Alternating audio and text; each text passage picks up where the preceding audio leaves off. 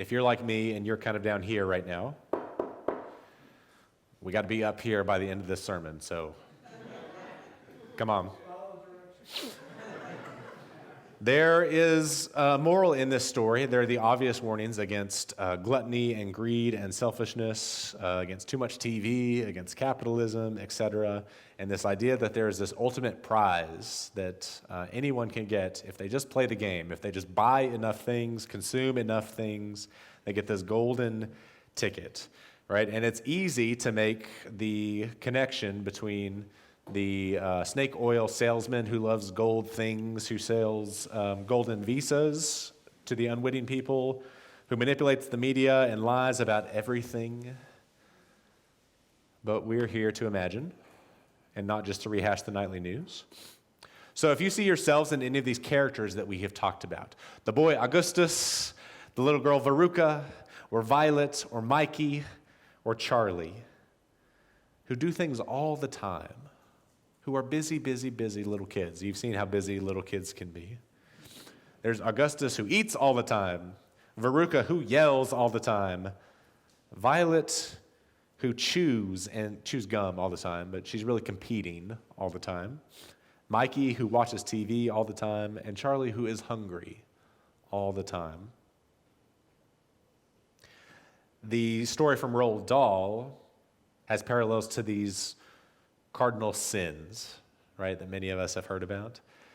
The way I see it, there's one about gluttony, one of greed, one of pride, and one of sloth that are symbolized by these children and their parents. But I think what's more interesting is to think about a sin of omission for these children. It's not what they're doing. It's not what they're yelling about. It's not the thing that's on the surface.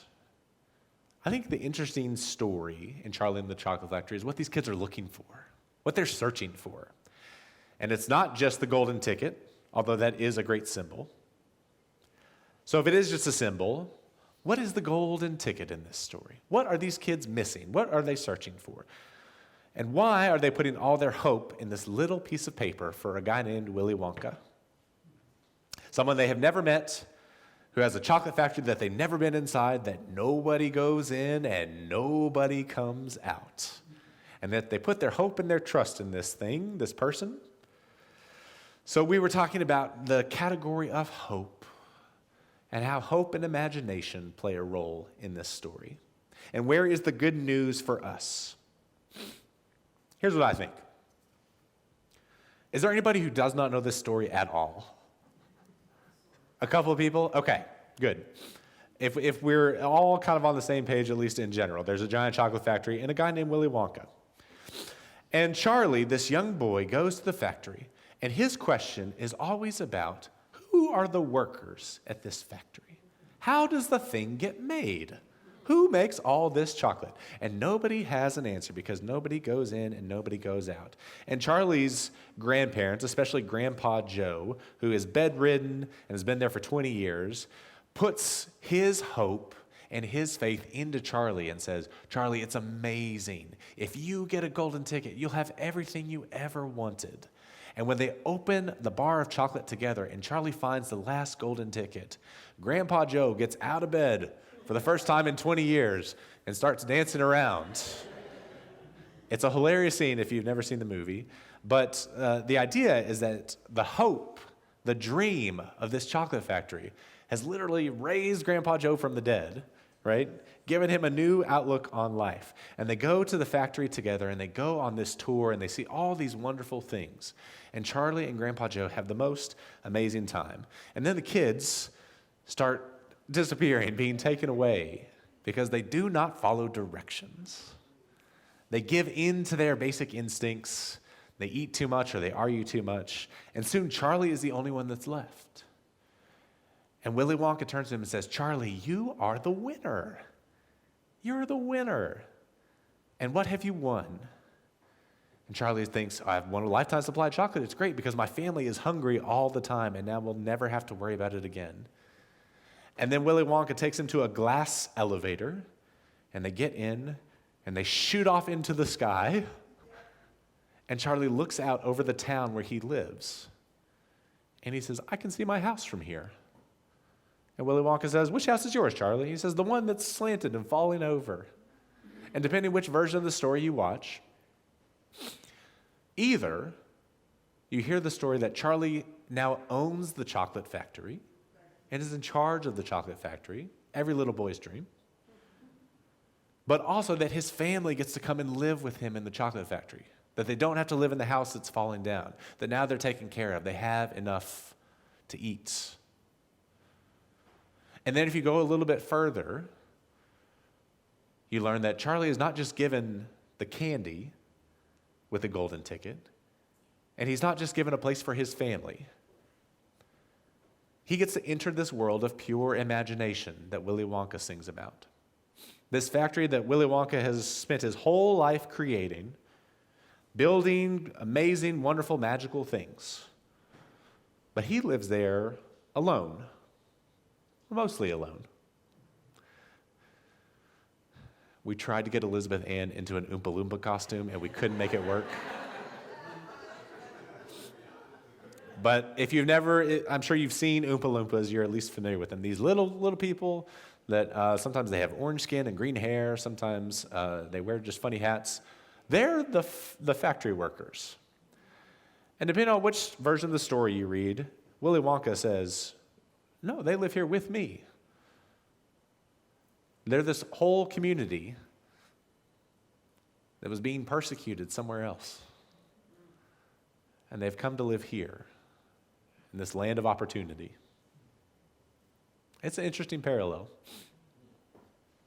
So Charlie gets the keys to the chocolate factory, but not only does he get all the candy that he could eat, Charlie has proven himself to be the luckiest boy in the world because he does not have any of those other sins, problems, desires that he gives into like the other kids. All Charlie cares about is taking care of his family, taking care of his Grandpa Joe. And then when he meets the workers, he's very concerned about them. Who are they? Where do they come from?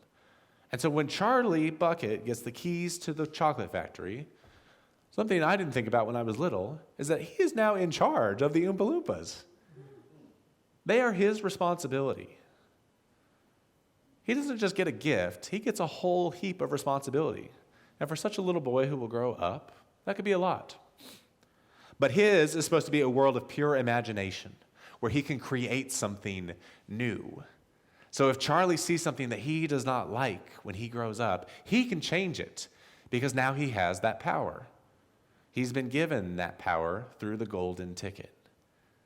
The gift is not the chocolate, which is nice. The gift is the ability to use his imagination to build a world that he dreams about, where the Oompa Loompas are all taken care of, where his family is taken care of, where maybe the way that they, sell the chocolate goes towards more sustainable futures. Your imagination could run wild with what happens in the future of Charlie Bucket. And they get in a glass elevator and smash the glass ceiling, so we could gender swap this if we wanted to and talk about that.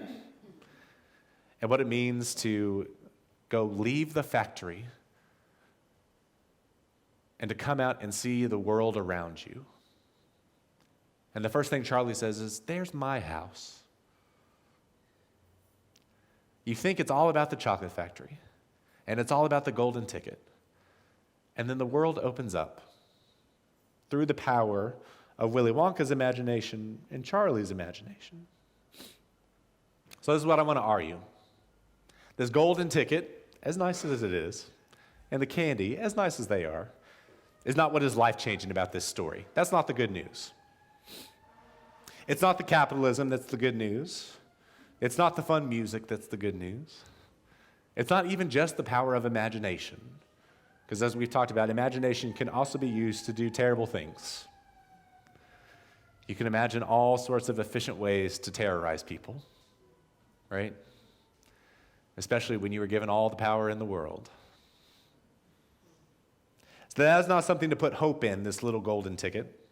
And the factory itself is not something to put hope in, because hope is not supposed to be put in material things, right? So when I read this story, I see the love that binds Charlie to his family. Some people say love is the only thing keeping their house upright because it's so slanted. It is the love that keeps the factory running. It is the love of Grandpa Joe that keeps Charlie on track throughout the factory and leads him all the way to the very end, to the prize. And he learns that you're not supposed to be alone, hidden away in a factory, right? Because what Willy Wonka is searching for is also family. That he is searching for someone to share the factory with, to share creation with, to share imagination with. Hope is not something you put in material things, no matter how wonderful and creative they are, but the love that binds all of us, reminding us that we're not meant to be alone. See if you recognize these words. In a real sense, all life is interrelated. All people are caught up in an inescapable network of mutuality, tied in a single garment of destiny. Whatever affects one directly affects all indirectly. I can never be what I ought to be until you are what you ought to be. And you can never be what you ought to be until I am what I ought to be. This is the interrelated structure of reality. The product of imagination, that is from Reverend Dr. Martin Luther King, if you're not familiar. The product of imagination and hope in a love that binds us together and calls us onward. That is the power that rejects the snake oil salesman and the easy answers about what makes us safe and secure. It is the product of hope that refuses to give up, refuses to be distracted, and refuses to give in to despair.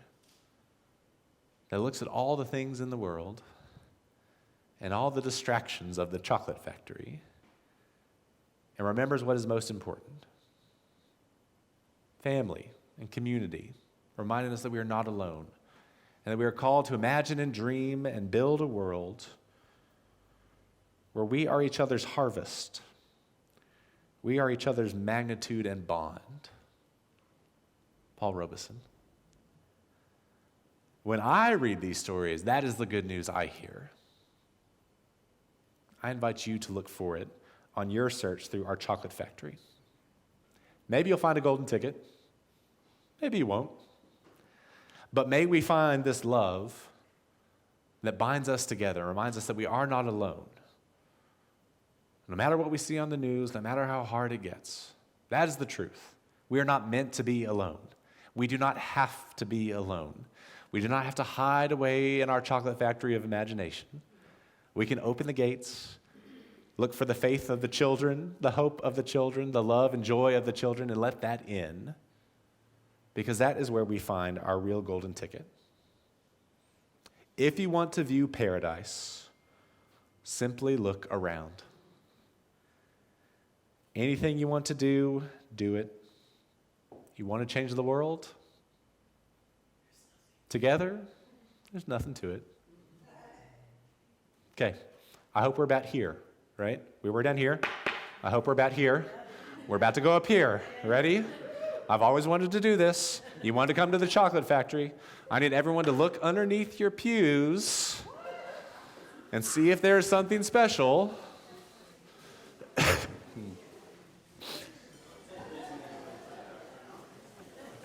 We are looking for a golden ticket winner in here.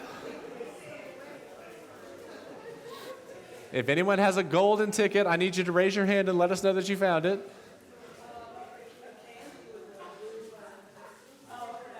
Is that a golden ticket, Kathy? No?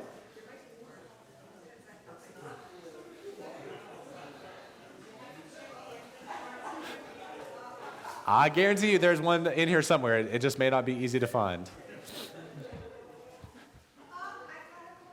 A golden ticket!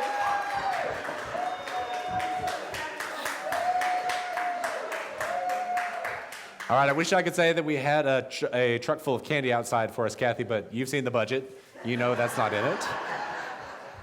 But we do have something fun. So what we thought would be an interesting prize, was, it's funny that it's you, is that we were going to offer to say, if you wanted to help create a service of your own imagination, if you could make a worship service on any topic, to do anything, to help create anything, you get to do it. Kathy serves with the worship associates, so she's very familiar with this drill. So we're going to get Kathy up to speed on Willy Wonka, and we'll be ready to go. Okay. Friends, the candy is yours to keep if you would like. If it is yours to share with children if you would like. Don't give any to my kids. They don't need any more of it, I can tell you. We are glad to be together today to lift up our imaginations, to hear the good news according to Willy Wonka. Here's what we're going to do now. We're going to get ready to extinguish our chalice, and we're going to invite our choir up because they have a very special song that we're all going to sing together to close out our service today. So I am going to extinguish the chalice with the words from Roald Dahl, and it's a good reminder for all of us. If you would like to read these words along with me, please do so. We are all a great deal luckier than we realize. We usually get what we want. We're near enough. May it be so.